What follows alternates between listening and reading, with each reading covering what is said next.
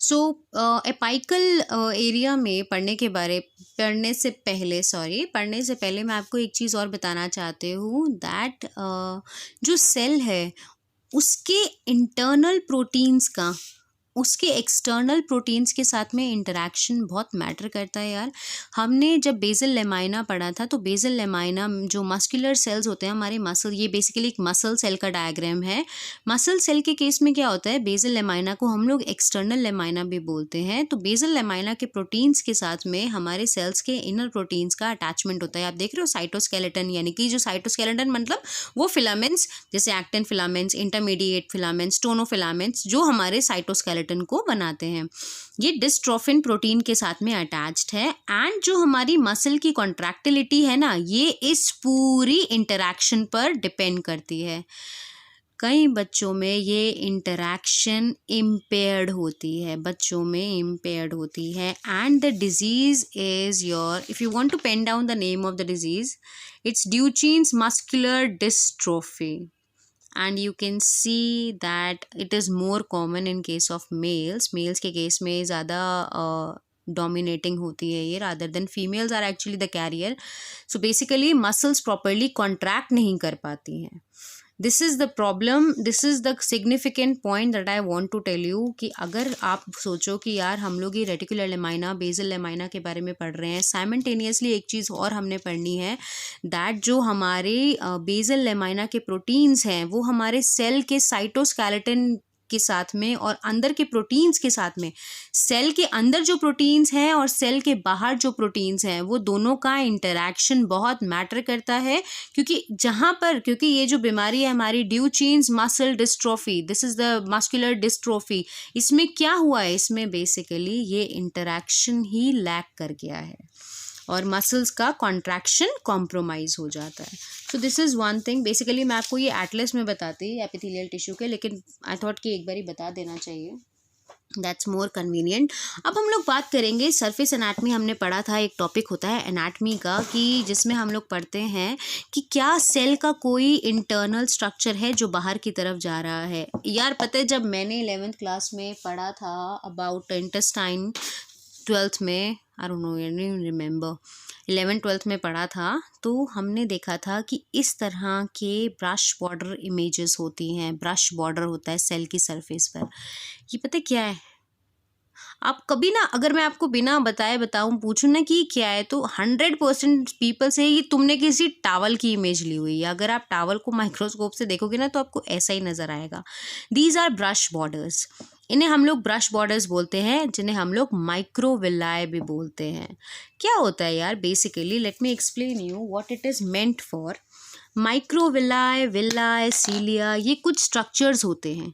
सबसे पहला structure basically क्या होता है, ये सारी साइटोप्लाज्मिक एक्सटेंशंस होती हैं। माइक्रोविलाई, विलाई, सीलिया, स्टीरियोसीलिया, ये 4-5 टर्म्स जो हम पढ़ने वाले हैं, ये सारी की सारी क्या हैं, ये हैं साइटोप्लाज्मिक एक्सटेंशंस के बारे में, साइटोप्लाज्मिक एक्सटेंशंस के बारे में, राइट, साइटोप्लाज्मिक एक्सटेंशंस के बारे में। इसका एग्जाम्पल मैं आपको एक्सप्लेन करती हूँ एक वे से, let me make it for you. Cytoplasmic extensions में क्या होता है दैट ये हमारे सेल की सरफेस है, राइट, और साइटोप्लाज्मिक एक्सटेंशंस में क्या है, साइटोप्लाज्म इस तरह से प्रेजेंट होता है, मतलब साइटोप्लाज्म ऐसे फैल गया। अरे इसका फ़ायदा क्या हुआ, जो पहले सेल की सरफेस हमारी इतनी थी, अब वो कितनी हो गई, इतनी। बेसिकली जो हमारे साइटोप्लाज्मिक एक्सटेंशंस होती हैं उनका फर्स्ट फंक्शन होता है इंक्रीज इन सरफेस एरिया। ये हमारे सेल के सरफेस एरिया को इंक्रीज कर देती हैं, that is why the first function of the presence of the cytoplasmic extension that they increases the surface area, right। अब हम लोग ना ये जो साइटोप्लाज्मिक एक्सटेंशंस हैं इनके बारे में बात करते हैं। जो साइटोप्लाज्मिक एक्सटेंशंस हैं हमारी, उसमें सबसे पहली अगर हम बात करें तो वो होती है हमारी माइक्रोविलाई। एक्चुअली माइक्रोविलाई जो होते हैं ना, माइक्रोविलाई ये नॉन मोटाइल होते हैं, मतलब ये मूवमेंट नहीं कराते हैं, ये मूव नहीं होते हैं। जैसे आप कभी बैक्टीरिया में पढ़ते हो फ्लैजेला और they have cilia. Microvilli non motile होते हैं, मतलब ये मोटिलिटी में हेल्प नहीं करते, ये मूव नहीं करते, राइट। ये ना मूव नहीं करते हैं, ये बेसिकली ऐसे ही हैं और ऐसे ही खड़े हुए हैं। तो इनका फ़ायदा क्या है? Basically they are increasing the surface area for absorption, for secretion, जो भी सेल का काम है। माइक्रोविलाई के अगर हम अल्ट्रा स्ट्रक्चर को देखें तो ऐसा नहीं है कि इसमें बहुत चीज़ें होती हैं। माइक्रोविलाई में सेंट्रली आपकी प्रेजेंट होती हैं एक्टिन फिलामेंट्स की रॉड, एक्टिन रॉड्स होती हैं, राइट। एक्टिन रॉड्स होने के साथ साथ, late me right it down, यहाँ है हमारी एक्टिन रॉड्स। एक्टिन रॉड्स होने के साथ साथ यहाँ पर हैं हमारे मायोसिन 1 फिलामेंट, मायोसिन 1 फिलामेंट भी होते हैं, बीच बीच में मायोसिन 1 फिलामेंट्स भी होते हैं। और ये एक्टिन रॉड्स जिनसे जुड़ी होती हैं वो होते हैं हमारे एक्टिन बाइंडिंग फिलामेंट्स या एक्टिन बाइंडिंग प्रोटीन्स आप कह सकते हो। उसके बाद में ये एक्टिन रॉड्स एंड करती हैं, ये एक्टिन रॉड्स एक्टिन फिलामेंट्स पे ही जाकर अटैच होती हैं। लेकिन यहाँ पर इसको क्या बोलते हैं हम? यहाँ इसको हम बोलते हैं टर्मिनल वेब, या इसको हम बोलते हैं टर्मिनल वेब, ठीक है। टर्मिनल वेब बेसिकली जो हमारे ये एक्टिन फिलामेंट्स हैं, ये हमारी प्लाज्मा मेम्ब्रेन है, जो जा रही है ना, ये हमारी प्लाज्मा मेम्ब्रेन है। एक्टिन फिलामेंट्स जो टर्मिनल वेब बनाते हैं, ये प्लाज्मा मेम्ब्रेन से स्पेक्ट्रिन प्रोटीन्स के थ्रू जुड़े हुए होते हैं। स्पेक्ट्रिन प्रोटीन्स इनके बीच में प्रेजेंट होते हैं, ये स्पेक्ट्रिन प्रोटीन्स से जुड़े हुए होते हैं, राइट। और नीचे आपके मायोसिन 2 फिलामेंट्स भी होते हैं टर्मिनल वेब के नीचे। तो बेसिकली माइक्रोविलाई क्या है? माइक्रोविलाई एक्टिन फिलामेंट्स की रॉड्स से बना हुआ है और ये रॉड्स एंड करती हैं टर्मिनल वेब में। टर्मिनल वेब किससे बना होता है आपका? Again your actin filaments are there which are forming the terminal web. Actin filament spectrin protein की हेल्प से प्लाज्मा मेम्ब्रेन से जुड़ा होता है। एक्टिन रॉड्स के बीच में आपको मायोसिन 1 फिलामेंट्स मिलेंगे और आपको नीचे की तरफ मिलेंगे यहाँ पर मायोसिन 2 फिलामेंट्स। अच्छा, one thing I want to change कि जो आपका टर्मिनल वेब है उसके नीचे मायोसिन फिलामेंट्स नहीं होते, उसके नीचे इंटरमीडिएट फिलामेंट्स होते हैं, ओके। उनके नीचे कौन से फिलामेंट्स होते हैं? Intermediate filaments. सो ये आपका एक सिंपल सा माइक्रोविलाई का स्ट्रक्चर है। If you want to memorize you can memorize, if you don't want to memorize that's up to you. So this is your microvilli. So as we have shown you, this is the structure of your microvilli. Microvilli इस तरह से दिखते हैं and जहाँ पर भी cell को secretion का, एब्जॉर्प्शन का फंक्शन करना होता है, वहाँ पर ये माइक्रोविलाई साइटोप्लाज्मिक एक्सटेंशंस की तरह प्रेजेंट होते हैं।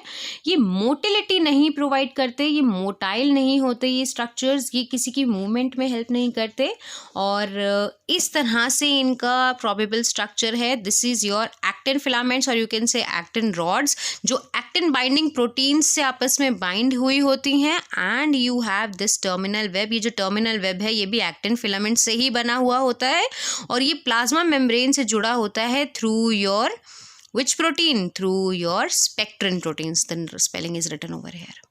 सो ये हैं आपके माइक्रोविलाई। माइक्रोविलाई जब थोड़ा साइज में बड़ा हो जाता है ना, माइक्रोविलाई सपोज आपके पास में माइक्रोविलाई है, ठीक है, this is 1 microvilli, this is another microvilli. ये माइक्रोविलाई और ये माइक्रोविलाई, इन दोनों का स्ट्रक्चर सेम है, सिर्फ डायमेंशन में फ़र्क है। तो हमने क्या नाम दिया? जो छोटा वाला था उसको नाम दिया माइक्रोविलाई और जो बड़ा वाला था उसको हमने नाम दिया स्टीरियोसीलिया। उसको हमने क्या नाम दिया? उसको हमने नाम दिया स्टीरियोसीलिया। एक आपका माइक्रोविलाई, दूसरा आपका स्टीरियोसीलिया। अब हम लोग सीलिया के बारे में थोड़ा डिटेल में बात करेंगे कि सीलिया क्या होता है। और सबसे पहले आप एक चीज़ याद रख लो कि माइक्रोविलाई और स्टीरियोसीलिया दोनों स्ट्रक्चरली सेम होते हैं, सिर्फ इनके साइज में फ़र्क होता है। Microvilli they are smaller and stereocilia they are comparatively longer. Structurally they resemble each other, structure दोनों का सेम होता है। दोनों ही नॉन मोटाइल हैं, दोनों ही किसी तरीके की मूवमेंट को एड नहीं करते। अब हम लोग सीलिया के स्ट्रक्चर के बारे में पढ़ते हैं। तीसरी साइटोप्लाज्मिक एक्सटेंशन जो है वो है हमारी सीलिया। सीलिया मोटाइल होता है। सीलिया ऐसे ऐसे ऐसे ऐसे मूवमेंट्स कराता है, ये हमारा सीलिया। अरे बहुत इम्पॉर्टेंट स्ट्रक्चर है ये साइटोप्लाज्मिक एक्सटेंशन बहुत बहुत बहुत इम्पॉर्टेंट है, बिकॉज अगर ये बेचारा हिलना बंद कर जाता है ना यार, तो भी मतलब like I tell you how it is important. Cilia का स्ट्रक्चर अगर हम लोग देखें तो हमने पहले भी, आई थिंक ये 12th क्लास में था, जहाँ तक मुझे याद है ये 12th क्लास में था सीलिया का स्ट्रक्चर। बेसिकली क्या होता है, सीलिया जो सीलिया है कंप्लीट, उसका सपोज दिस इज़ योर सीलिया, तो सीलिया की जो बेसल बॉडी है, उस बेसल बॉडी में एक कॉन्फ़िगरेशन आपने पहले पढ़ी होगी 9+0 की। 9+0 में क्या था, 9 ट्रिपलेट्स और 0 इन द सेंटर। 9 बेसिकली क्या होता है यार, 3 ट्यूब्यूलिन प्रोटीन की 3 ट्यूब्स 9 बार प्रेजेंट होती हैं। देखो ये ऐसे, फिर ये जो ट्यूब्स मैं बना रही हूँ ये ट्यूब्यूलिन प्रोटीन की बनी होती है, ठीक है। ये ट्यूब्यूलिन प्रोटीन की ट्यूब्स हैं जो 3-3 के सेगमेंट में, 3-3 के पेयर में प्रेजेंट होती हैं। 9 बार कहाँ होती है, 1 2 3 4, 1 2 3 4 5 6 7 8 9, यार मुझे थोड़ा छोटा बनाना पड़ेगा। ये हमारे सारे क्या हैं, ये ट्यूब्यूलिन प्रोटीन्स हैं।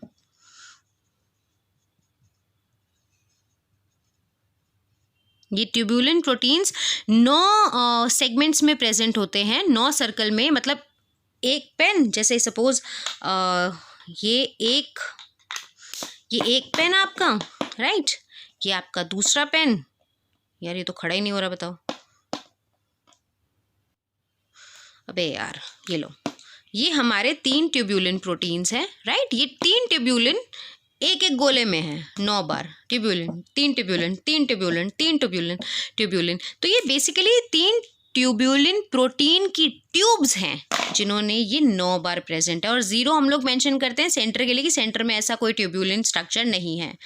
फिर क्या होता है, इन तीनों में से 2-2 ट्यूब्स ऊपर की तरफ जाती हैं, राइट। 2 ट्यूब्स इसमें से जाएंगी ऊपर, 2 ट्यूब्स इसमें से जाएंगी ऊपर, 2 ट्यूब्स इसमें से जाएंगी ऊपर, 2 ट्यूब्स इसमें से, 2 इसमें से, 2 इसमें से, इसमें से, इसमें से और इसमें से। तो जो ऊपर सर्कल बन के तैयार होता है ना, वो हमारा कौन सा सर्कल तैयार होता है, 1 2 3 4 5 6 7 8 9, 9 के 9 सर्कल तैयार हैं। लेकिन पहले 9 सर्कल्स में 3-3 ट्यूब्स थी, अब 9 सर्कल में 2-2 ट्यूब्स आएंगी, ऐसे 2-2 ट्यूब्स आएंगी, राइट। पहले नीचे वाले 9 सर्कल्स में 3-3 ट्यूब्स थी और अब ऊपर वाले 9 सर्कल्स में 2-2 ट्यूब्स हैं, ओके, इस तरह से। और सेंटर में भी हमारी 2 ट्यूब्स होती हैं। तो यहाँ पर जो हम लोग फॉर्मूला लिखते हैं वो लिखते हैं हम 9+2 का। ये मैंने आपको इसीलिए बना के दिखाया क्योंकि कभी हमें ये एग्जाम में बनाना होता है। अब मैं आपको ना डायग्राम के थ्रू एक्सप्लेन करती हूँ कि इसका पूरा मैकेनिज्म होता क्या है।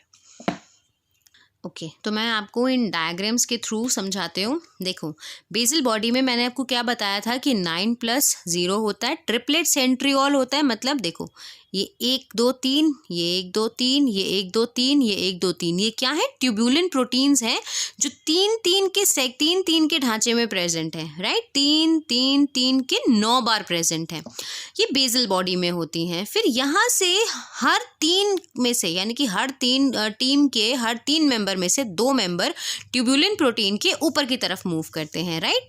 So this is your basal body, 2 ऊपर की तरफ मूव करते हैं। अब ऊपर की तरफ मूव करेंगे तो कुछ करेंगे भी तो सही वहाँ जाके। तो let me show you what they are doing over there. ये देखो, ये 2 ऊपर की तरफ मूव करे। अब हमने कहा था 2 2 2 2, यहाँ पे 3-3 थे, यहाँ पे 2 2 2 2 2 2 करके 9 बार प्रेजेंट है। यहाँ पे फॉर्मूला था हमारा 9+0, यानी कि 9 सर्कल्स और 0 सेंटर में। 9 हमारे पास में ऐसे सर्कल हैं जिनमें 3-3 ट्यूब्स प्रेजेंट है और 0 सेंटर में। यहाँ पे हमारे पास 9 सर्कल हैं पूरे जिनमें 2-2 ट्यूब्स हैं और सेंटर में 0 नहीं है, सेंटर में 2 हैं। 2 ट्यूब्यूलिन हमारे पास में ट्यूब्स सेंटर में भी हैं। इसके अलावा आप देख रहे हो ऊपर बहुत सारे स्ट्रक्चर्स प्रेजेंट हैं, ठीक है। अब हम लोग आपको बताते हैं कि ऊपर जो स्ट्रक्चर्स हैं वो कौन से हैं। आप अगर ये रेडियल स्पोक देख रहे हो, ये ग्रे कलर का जो रेडियल स्पोक है, ये बेसिकली इनको सेंटर से अटैच करता है। पहली बात तो जो सेंटर के दो ट्यूब्यूलिन है वो हमारे सेंट्रल ब्रिज से अटैच्ड होते हैं, राइट। जो हमारा एक सेंट्रल ब्रिज है ये इन दोनों को अटैच करके रखता है। एक और दूसरा, एक सर्कल और दूसरा सर्कल, मतलब ये एक्चुअली टू बी ऑनेस्ट ये एक सर्कल है आपका, ये एक कपल है आपका, ये दो का एक सेट है, राइट। ये एक सेट ये हमारे दूसरे सेट से जो जुड़ा हुआ आपको नज़र आ रहा है ना, ठीक है, क्योंकि ये इसने लिखा हुआ है सब फाइबर बी सब फाइबर ए, मतलब ये एक सब, ये आपका एक सब फाइबर ए, ये सब फाइबर बी, ये एक सर्कल को एज्यूम करके माना जाता है। ये आपका सब फाइबर ए, ये सब फाइबर बी, राइट। ये दोनों जो हैं, तो ये जो हमारा एक सर्कल है जिसमें हमारा सब फाइबर ए, एक मिनट, ये जो हमारा एक सर्कल है जिसमें हमारा सब फाइबर ए और सब फाइबर बी, ये जो दूसरा सर्कल है ये हमारा सब फाइबर ए और ये सब फाइबर बी, ये आपस में कैसे अटैच है, नेक्सिन प्रोटीन से, ठीक है। ये नेक्सिन प्रोटीन से आपस में अटैच हो जाते हैं, ओके। अब हम लोग बताते हैं कि ये एक चीज़ और लिखी हुई है आपकी, आउटर डाइनिन प्रोटीन्स और इनर डाइनिन प्रोटीन्स। बेसिकली क्या होता है, हमारा सब फाइबर ए और सब फाइबर बी में क्या अटैचमेंट है, डाइनिन प्रोटीन्स होते हैं। बेसिकली ये एटीपी डिपेंडेंट, एटीपी यूज़ करके अपनी डाइनिन प्रोटीन्स अपना काम करते हैं। और ये जो डाइनिन प्रोटीन्स होती है ना, ये जो हमारे डाइनिन प्रोटीन्स हैं, इनकी मूवमेंट के ऊपर ही, इनकी एक्शन के ऊपर ही सीलिया की मूवमेंट इधर या फिर इधर होती है, राइट। जो सीलियरी मूवमेंट है, जो हमारा सीलिया का मूवमेंट है, वो कौन करा रहा है, वो हमारे कराते हैं। ये आप देख रहे हो इनर डाइनिन प्रोटीन, ये आउटर डाइनिन प्रोटीन। जो भी dynein protein ATPase activity ATP use करेगा और एटीपी को यूज़ करके बेसिकली अपना एक्शन प्रोवाइड करेगा, वो डाइनिन प्रोटीन की एक्शन की वजह से सीलिया का मूवमेंट अंदर या बाहर की तरफ होता है, राइट, अंदर या बाहर। और आप देख रहे हो ये नेक्सिन प्रोटीन से एक दूसरे से जुड़े हुए हैं, तो आउटर मूवमेंट एक साथ होगी और इनर मूवमेंट एक साथ होगी। तो ये क्या है, सीलिया का मूवमेंट ऐसे और ऐसे। जो भी सीलियरी मूवमेंट है वो सीलियरी मूवमेंट टोटली डिपेंड करता है हमारे डाइनिन प्रोटीन के ऊपर, राइट। सीलियरी मूवमेंट बहुत इम्पॉर्टेंट है हमारे लिए भी, क्योंकि क्या होता है यार, कि जो सीलियरी मूवमेंट जब हमारी एम्ब्रियोलॉजी में जब हम तैयार होते हैं ना, जब हम तैयार हो रहे होते हैं बन के, तो सीलिया का रोल बड़ा इम्पॉर्टेंट है। हमारा हार्ट है, हमारे लिवर, लंग्स, सब कुछ है। बेसिकली क्या होता है यार, जो सीलिया है ना, सीलिया की मूवमेंट की वजह से हमारा हार्ट हमारी बॉडी के लेफ्ट साइड शिफ्ट होता है, और जो स्ट्रक्चर जहाँ पर होना चाहिए ये सीलिया ही धीरे धीरे धीरे धीरे मूव करके उसको लोकेट करता है। सीलियरी मूवमेंट, जब हमारी सीलियरी मूवमेंट किसी वजह से कॉम्प्रोमाइज़ होती है, सीलियरी मूवमेंट जब हमारा सीलिया मूव नहीं कर पाता, ठीक है, सीलिया में dynein proteins, because we have a disease जिसमें हमारे डाइनिन प्रोटीन्स जो हैं अफेक्ट करते हैं, तो क्या होता है, हार्ट जो हमारा लेफ्ट साइड पे प्रेजेंट होना था वो हमारा राइट साइड पे प्रेजेंट होता है। I will show you an image and I will explain you, but before that let me show you one another diagram जो इससे थोड़ा सा अच्छा है, ठीक है। You can see there are the one tubulin protein, there is one tubulin protein, और ये एक ट्यूब है, ये दूसरा ट्यूब है, ये दोनों आपस में जुड़े हुए हैं हमारे सेंट्रल ब्रिज से, right. After the central bridge यहाँ पर आपको ज़्यादा बेटर दिखेगा, वन ट्यूब्यूल, सेकेंड ट्यूब्यूल, ये हमारा डबलेट माइक्रो ट्यूब्यूल है, और नीचे हमारा ट्रिपलेट माइक्रो ट्यूब्यूल था। दोनों जो कपल है, ये एक कपल दूसरे कपल से नेक्सिन प्रोटीन के थ्रू अटैच करता है, ठीक है, नेक्सिन प्रोटीन्स के थ्रू इनका अटैचमेंट है, और ये हमारे आउटर डाइनिन और इनर डाइनिन प्रोटीन्स हैं। आउटर डाइनिन और इनर डाइनिन प्रोटीन्स एटीपी को यूज़ करके बेसिकली सीलिया की मूवमेंट को कॉज करते हैं। This is the same diagram, direction of movement, this is the direction of movement. ये आप देख रहे हो कि सीलिया की जो मूवमेंट है ये टोटली डिपेंडेड है हमारी ये डाइनिन आर्म्स के ऊपर, right. Now I was talking about a very important thing, this was the thing. देखो क्या होता है, there is a syndrome, basically properly अगर हम लोग बोलें तो that syndrome is known as your Kartagener syndrome. Basically it is having the जो एक हमारा मतलब लाइक बीडीएस मतलब बीडीएस में एक्चुअली यहाँ कोई ये डिग्री नहीं है बीडीएस बेसिकली वो प्रॉब्लम्स है जो एक कार्टर जेनर सिंड्रोम से सफरिंग इंसान शो करता है। क्या होता है इस डिजीज़ में, इसमें हमारा सीलिया मूवमेंट नहीं करवा पाता, साफ साफ लिखा ऊपर no ciliary movement is there. तो 3 सिस्टम आपको 3 साइंस पेशेंट में मिलेंगे, BDS, bronchiectasis, dextrocardia and sinusitis. Actually cilia में आप आगे जाके पढ़ोगे कि जो हमारा रेस्पिरेटरी ट्रैक्ट होता है, जो हमारे रेस्पिरेटरी ट्रैक्ट में वी हैव अपर ट्रैक्ट में और ट्रेकिया में, तो स्पेशली हमारे पास में इसी एक्चुअली एपिथेलियल टिश्यू में जब हम पढ़ेंगे हमारे पास में स्यूडो स्ट्रैटिफाइड, सीलिएटेड, स्क्वेमस या फिर columnar epithelial, pseudo stratified, ciliated, wait let me write the complete name and let me do this again, basically क्या होता है यार, जो हमारे रेस्पिरेटरी ट्रैक्ट का अपर सेगमेंट होता है उसमें हमारे पास में स्यूडो स्ट्रैटिफाइड सिलिएटेड एपिथेलियम होता है। मतलब वो एपिथेलियम जो सिक्रीशंस, तो वो एपिथेलियल सेल्स बनाना, वो एपिथेलियल सेल्स प्रेजेंट होते हैं जो सिर्फ म्यूकस सिक्रीशन सिक्रीट नहीं करते, रादर इनके पास में सीलिया होता है जो प्रॉपरली उन म्यूकस सिक्रीशंस को साफ करके रास्ते को बना के रखते हैं। जैसे फॉर एग्जाम्पल यहाँ हमारे वो सेल्स हैं, राइट, स्यूडो स्ट्रैटिफाइड सिलिएटेड, इनका सीलिया क्या काम करेगा कि यहाँ पर जो म्यूकस सिक्रीटिंग सेल्स म्यूकस को सिक्रीट कर रहे हैं उन्हें पैसेज को साफ करके रखो। वो सिलिएटेड सेल्स क्या काम करेंगे, उस पैसेज को साफ करके रखेंगे ताकि जब हमारा एयर पैसेज है वो ब्लॉक ना हो, म्यूकस से ब्लॉक ना हो। लेकिन क्या होता है जिन पेशेंट्स में सीलिया होने के बाद भी वो मूव नहीं कर पाते, उसमें क्या है, सीलियरी मूवमेंट नहीं है, तो जो म्यूकस सीलिया साफ कर रहा था वो होगा नहीं, तो वहाँ पर बन जाता है हमारा म्यूकस प्लग। म्यूकस प्लग में फिर हमारे बैक्टीरिया कॉलोनाइज करना शुरू करते हैं, यानी कि जब म्यूकस प्लग है, ऑब्वियसली हमने पहले भी पढ़ा है कि म्यूकस प्लग हो या कोई भी ऐसी चीज़ जहाँ पे बैक्टीरिया इजीली जा सकता है, म्यूकस कॉलोनाइज करना शुरू कर देगा, वहाँ पर इन्फ्लेमेशन होगा एंड इवेंचुअली आपके ब्रोंक्यूल्स में डिस्ट्रक्शन शुरू हो जाएगी। ये कंप्लीटली डिफाइन करता है ब्रोंकियोएक्टेसिस को। सीलियरी मूवमेंट नहीं हुई, जो म्यूकस साफ होना था वो साफ नहीं हुआ, वहाँ पर एक्यूमुलेट हो गया, उसे हम म्यूकस प्लग बोलेंगे। उस म्यूकस प्लग के ऊपर बैक्टीरिया ने कॉलोनाइज करा, अपने एक्टिविटी की वजह से उन्होंने इन्फ्लेमेशन कॉज करा, जिसकी वजह से हमारे ब्रोंकाई और ब्रोंक्यूल्स हमारे सफ़र करेंगे destruction and dilation of the bronchi and this is called as your ब्रोंकियोएक्टेसिस।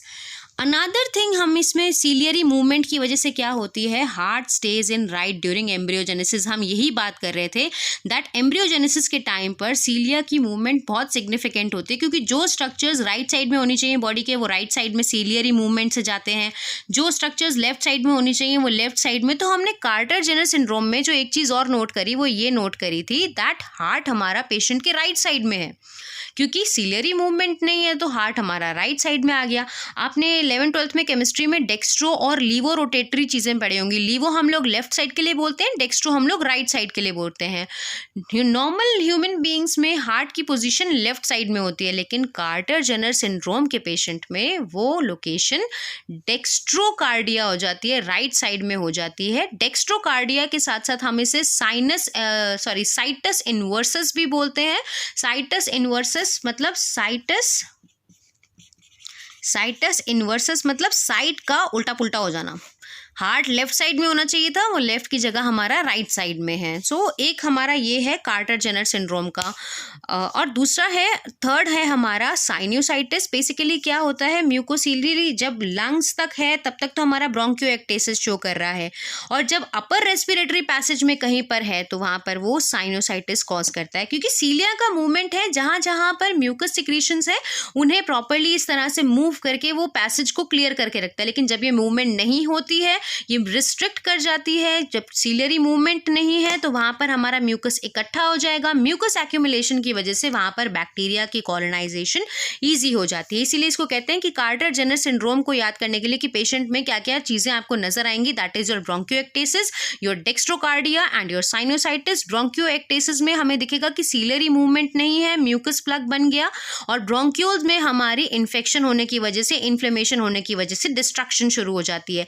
Dextrocardia मतलब, डेक्स्ट्रो मतलब राइट एंड कार्डिया मतलब योर हार्ट, हार्ट आपका राइट साइड में आ जाता है। सीलियरी मूवमेंट की वजह से एम्ब्रियोजेनेसिस के टाइम पर जब सीलियरी मूवमेंट नहीं होती तो बेसिकली हार्ट राइट साइड में रह जाता है, वो लेफ्ट साइड में शिफ्ट ही नहीं हो पाता। और साइनोसाइटिस जब हमारा अपर रेस्पिरेटरी ट्रैक्ट में इन्फेक्शन होता है तो वहाँ पर भी म्यूकस सिक्रीशंस की वजह से, म्यूकस एक्यूमुलेशन की वजह से, पैसेज ना क्लियर होने की वजह से वहाँ पर भी इन्फेक्शन हो जाता है। सो और and in case of males, never forget, males में स्पर्म होते हैं, स्पर्म्स की मोटिलिटी, स्पर्म्स की जो टेल होती है basically that is what, that is actually compromised, वो टेल उनका मूव नहीं करता है। और the patient in that case most of the time Kartagener syndrome में जो मेल पेशेंट है वो स्टेराइल होगा। फीमेल्स में इनफर्टिलिटी शो होती है लेकिन मेल्स में तो स्टेरिलिटी शो होती है। So this was actually about a bit on your cilia. अब हमने सीलिया, माइक्रोविलाई एंड तो हमने क्या पढ़ा बेसिकली कि साइटोप्लाज्मिक एक्सटेंशंस क्यों क्यों प्रेजेंट होती हैं। साइटोप्लाज्मिक एक्सटेंशंस पहले हमने 3 पढ़ी, microvilli, we have villi, we have microvilli, we have stereocilia and we have cilia, जिसमें हमने पढ़ा कि माइक्रोविलाई और स्टीरियोसीलिया स्ट्रक्चरली सेम होते हैं, सिर्फ स्टीरियोसीलिया माइक्रोविलाई से साइज में कंपैरेटिवली लॉन्ग होते हैं। और अनदर थिंग जो हमने सीलिया के बारे में पढ़ा वो ये पढ़ा कि जो सीलिया है उसका स्ट्रक्चर, उसके सेंट्रियोल्स नीचे बेसल बॉडी में 9+0 यानी कि ट्रिपलेट्स होते हैं और ऊपर हमारे डबलेट्स होते हैं, and this is the structure that is causing your motility. Now with this we end up and अब हम लोग एक फटाफट रिवीजन करेंगे किसके बारे में, जो हमने बेसमेंट और मेम्ब्रेन और जो हमने जंक्शनल कॉम्प्लेक्सेस पढ़ा था और जो हमने एपाइकल एरिया के बारे में पढ़ा था। उसके बाद में हम लोग एपिथेलियल टिश्यू के नेक्स्ट पार्ट में पढ़ेंगे कि किस तरह से अलग अलग तरीके का एपिथेलियम अलग अलग बॉडी के स्ट्रक्चर्स में प्रेजेंट है और वो वहाँ पर क्यों प्रेजेंट है।